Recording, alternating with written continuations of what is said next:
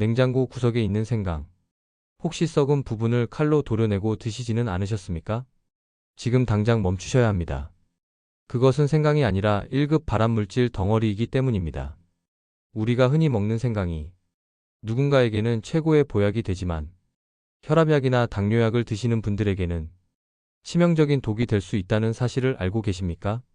공자가 매일 챙겨 먹었다는 생강에 숨겨진 진실과 현대의학이 밝혀낸 충격적인 연구 결과들을 지금부터 하나씩 공개합니다. 찬 바람이 불어오면 우리 몸은 본능적으로 따뜻한 기운을 찾습니다. 계절이 바뀌는 환절기마다 병원을 찾는 환자들의 발길이 끊이지 않는 이유는 무엇일까요? 단순히 기온이 떨어져서가 아닙니다. 우리 몸의 체온 조절 능력이 저하되면서 면역 체계의 구멍이 뚫리기 때문입니다. 인류는 수천 년 전부터 이 차가움에 맞서기 위해 흙 속의 진주라 불리는 한 뿌리 식물에 주목했습니다. 바로 생강입니다. 동양의 고전 논어의 향당편을 보면 성인 공자가 식사 때마다 빠지지 않고 챙겨 먹은 것이 바로 생강이라고 기록되어 있습니다. 2500년 전 공자는 왜 생강에 그토록 집착했을까요? 단순히 향신료가 필요해서였을까요? 아니면 우리가 모르는 생명 연장의 비밀을 알고 있었던 것일까요?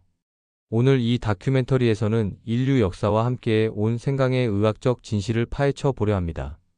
우리가 막연히 몸에 좋다고 믿어왔던 생강이 현대 과학의 현미경 아래에서 어떻게 재평가되고 있는지, 그리고 왜 누군가에게는 이 생명의 뿌리가 치명적인 독이 될 수 있는지, 그 깊은 내막을 들여다보겠습니다. 지금 당신의 식탁 위에 놓인 생강차 한 잔이 당신의 몸을 살리는 명약인지 아니면 서서히 망가뜨리는 독인지 판단할 수 있는 기준을 제시합니다. 19세기 초 서구 의학계는 동양의 약초들에 대해 회의적인 시각을 가지고 있었습니다. 그저 민간요법에 불과하다는 편견이 지배적이었습니다. 그러나 생화학의 발달은 이러한 편견을 깨뜨리는 결정적인 계기를 마련합니다. 연구진들은 생강 특유의 알싸한 매운맛을 내는 성분에 주목했습니다. 그것이 바로 진저롤과 쇼가올입니다. 이 성분들이 단순한 미각 자극을 넘어 인체 내부에서 강력한 생리 활성 작용을 한다는 사실이 밝혀지기 시작한 것입니다. 특히 주목할 만한 역사적 연구는 미국 미시간 대학과 덴마크의 연구팀들이 주도한 임상 실험들이었습니다. 이들은 생강이 단순한 식품을 넘어 약물에 버금가는 효능을 가질 수 있다는 가설을 세웠습니다. 연구팀은 만성 염증 질환을 앓고 있는 환자들을 대상으로 생강 추출물을 투여하는 실험을 진행했습니다. 결과는 놀라웠습니다. 염증 유발 물질인 프로스타글란딘의 생성이 억제되는 기전이 발견된 것입니다. 이는 우리가 흔히 복용하는 소염 진통제인 아스피린이나 이부프로펜이 작용하는 원리와 매우 유사했습니다. 이 연구 결과들은 생강을 단순한 식재료의 위치에서 천연 치료제의 반열로 올려놓는 역사적인 전환점이 되었습니다. 공자가 몸을 따뜻하게 하기 위해 먹었다는 기록이 단순한 습관이 아니라 체내 염증 반응을 조절하고 혈류량을 늘리기 위한 매우 과학적인 선택이었음이 증명된 셈입니다. 이때부터 전세계 의학계는 생강 속에 숨겨진 400여 가지의 화학 성분들을 분석하기 위해 경쟁적으로 뛰어들었습니다. 그리고 그들이 발견한 진실은 우리가 알고 있던 상식을 훨씬 뛰어넘는 것이었습니다. 그렇다면 생강은 구체적으로 우리 몸에서 어떤 마법을 부리는 것일까요? 가장 먼저 주목해야 할 것은 통증 완화 효과입니다. 흔히 생강을 천연 아스피린이라고 부릅니다. 이 별명에는 의학적인 근거가 있습니다. 미국 마이애미 대학의 연구팀이 진행한 연구에 따르면 250명 이상의 퇴행성 관절염 환자들에게 6주간 생강 추출물을 투여했을 때 위약군 대비 통증 호소율이 현저하게 감소하는 결과가 나타났습니다. 특히 무릎 관절의 뻣뻣함과 통증이 개선되어 보행 능력이 향상되었다는 보고는 학계에 큰 주목을 받았습니다.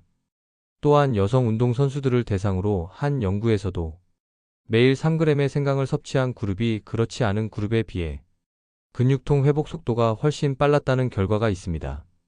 이러한 결과는 생강이 단순한 진통 효과를 넘어 근육의 미세 손상을 회복시키는 항염증 작용을 한다는 것을 의미합니다. 생강의 또 다른 강력한 무기는 바로 위장 운동 조절 능력입니다. 많은 현대인들이 겪고 있는 소화불량이나 역류성 식도염 증상은 위장의 운동성이 떨어져 음식물이 위 내에 오래 머물기 때문에 발생합니다. 이때 생강의 매운맛 성분은 위 점막을 자극하여 위액 분비를 촉진하고 위장의 연동 운동을 강제로 활성화시킵니다. 마치 꺼져가는 용광로에 다시 불을 지피는 것과 같은 원리입니다. 실제로 멀미약과 생강의 효능을 비교한 연구에서 생강 분말을 섭취한 그룹이 일반 멀미약을 복용한 그룹보다 오심과 구토 증상이 2배 이상 빠르게 진정되었다는 결과도 있습니다. 이는 생강이 중추신경계에 작용하여 구토 유발 신호를 차단하는 동시에 위장을 편안하게 이완시키는 이중작용을 하기 때문입니다. 더 나아가 생강은 붓기 제거에도 탁월한 효과를 보입니다. 우리 몸의 70%는 수분입니다. 이 수분 대사가 원활하지 않으면 독소가 쌓이고 몸이 붓게 됩니다. 생강은 이뇨작용을 돕고 신장 기능을 보조하여 체내에 불필요한 수분과 나트륨을 배출시키는 역할을 합니다. 특히 하체 부종이 심한 환자들에게 생강차는 천연 이뇨제로서 훌륭한 대안이 될 수 있습니다. 이제 우리는 조금 더 깊은 과학의 세계로 들어가 보려 합니다. 생강이 몸을 따뜻하게 한다는 것은 누구나 아는 사실입니다. 하지만 도대체 왜 생강을 먹으면 몸이 따뜻해지는 것일까요? 그 비밀은 바로 TRPV1이라는 수용체에 있습니다. 우리 몸의 신경세포에는 캡사이신 수용체라고도 불리는 TRPV1 채널이 존재합니다. 생강 속의 진저롤과 쇼가올 성분은 이 수용체를 자극하여 뇌가 마치 뜨거운 열을 받은 것처럼 착각하게 만듭니다. 이 신호를 받은 뇌는 즉시 체온을 조절하기 위해 혈관을 확장하고 혈류량을 늘립니다. 이 과정에서 실제 체온이 상승하고 말초 혈관까지 혈액이 힘차게 공급되는 것입니다.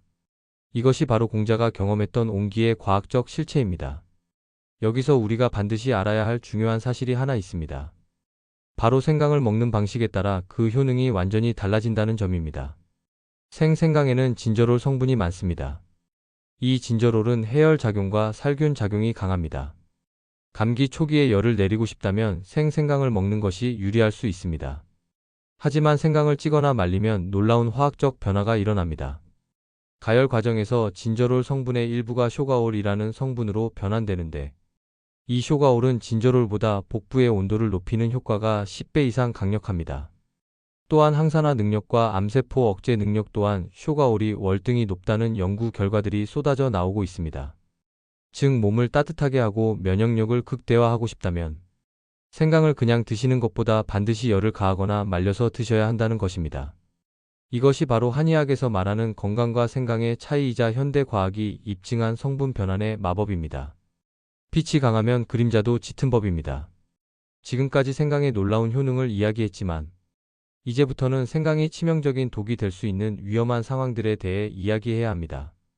많은 분들이 천연식품이니까 부작용이 없을 것이라고 오해합니다.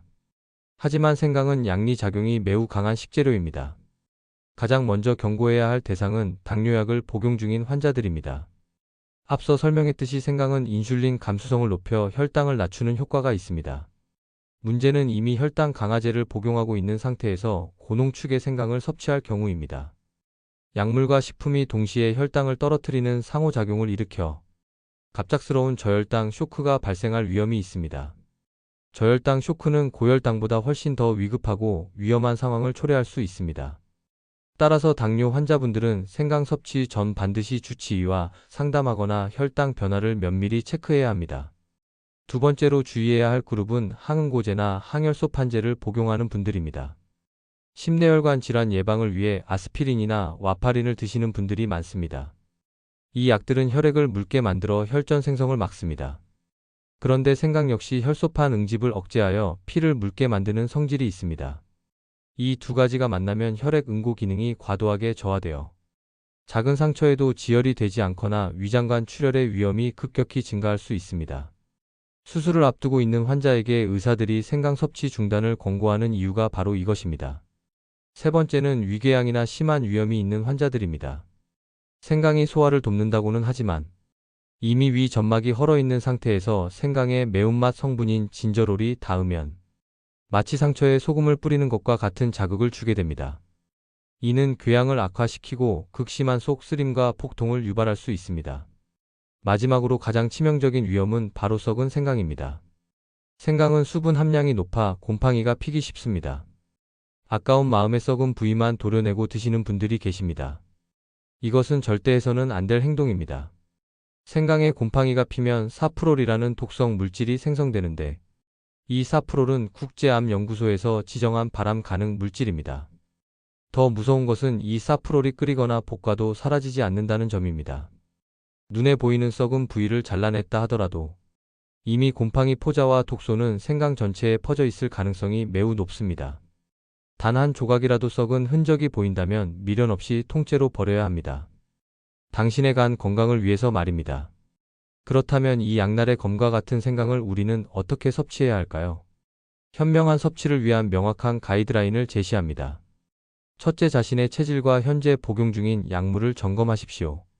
몸에 열이 많아 더위를 많이 타고 얼굴이 자주 붉어지는 분들은 생강 섭취를 최소화해야 합니다.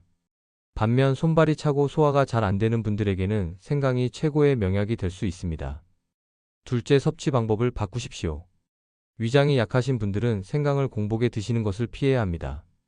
식후에 연한 차로 드시거나 대추, 감초와 같이 성질을 중화시켜주는 재료들과 함께 끓여 드시는 것이 좋습니다. 생강의 매운맛을 줄이고 위벽을 보호하는 지혜가 필요합니다. 셋째, 섭취 목적에 따라 조리법을 달리하십시오. 감기 기운이 있어 해열이 필요하다면 껍질을 벗긴 생생강을 활용하시고, 냉증 개선과 항암 효과를 원하신다면 얇게 저민 생강을 쪄서 말린 후 차로 드시는 것이 좋습니다. 이 과정을 통해 생강의 유효 성분인 쇼가올 함량을 극대화할 수 있습니다. 넷째, 하루 섭취량을 지키십시오. 아무리 좋은 음식도 과하면 독이 됩니다. 성인 기준으로 하루 2g에서 4g 정도의 생강이 적당합니다. 엄지손가락 한마디 정도의 크기입니다. 이 정도 양으로도 충분한 양리 효과를 기대할 수 있습니다. 음식은 약입니다. 하지만 그 약효를 제대로 누리기 위해서는 정확한 지식과 내 몸에 대한 이해가 선행되어야 합니다. 우리는 종종 미디어가 만들어낸 슈퍼푸드의 환상에 휩쓸려 무작정 섭취하곤 합니다. 그러나 세상에 만인에게 좋은 절대적인 음식은 존재하지 않습니다. 고대 로마의 시인 루크레티우스의 말처럼 누군가에게는 음식인 것이 다른 사람에게는 쓴 독이 될 수 있음을 항상 기억해야 합니다. 오늘 우리가 함께 살펴본 생강의 두 얼굴은 자연이 우리에게 주는 엄중한 경고이자 교훈입니다. 건강주권은 남이 좋다는 것을 따라하는 것이 아니라 나에게 맞는 것을 찾아가는 과정에서 확립됩니다. 이제 여러분의 식탁 위에 놓인 생강을 다시 바라보십시오. 그것은 단순한 양념이 아닙니다. 현명하게 쓰면 생명을 살리는 약초가 되지만 모르고 쓰면 건강을 해치는 흉기가 될 수도 있는 강력한 도구입니다. 오늘의 영상이 여러분의 건강한 삶을 위한 올바른 이정표가 되었기를 바랍니다.